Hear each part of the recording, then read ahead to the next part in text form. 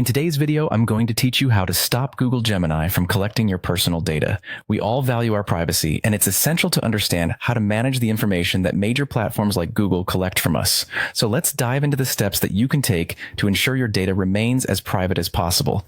First, open up your web browser and head over to myactivitygoogle.com. This website is your gateway to seeing everything that Google has logged about your activity. It's worth taking a moment to familiarize yourself with what this page looks like because it'll be central to our task today.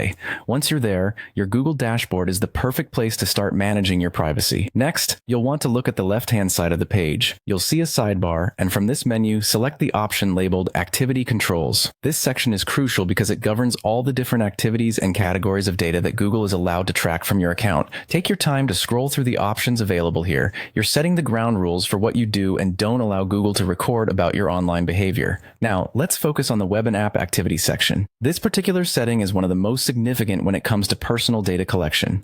By default, Google often has this toggled on, and that's where the collection of your search history, location data, and more begins. If you haven't done this before, toggling it off might feel like a big step, but it's a necessary one for those who are truly committed to a more private online experience. Simply flip the switch to off, and that will stop Google from logging this information in the future. Finally, you might see a prompt asking you to confirm your choice. Google will double-check with you to ensure that you really want to disable this setting. Go ahead and confirm your selection. You've successfully limited one of the pathways through which Google can collect data about your activities.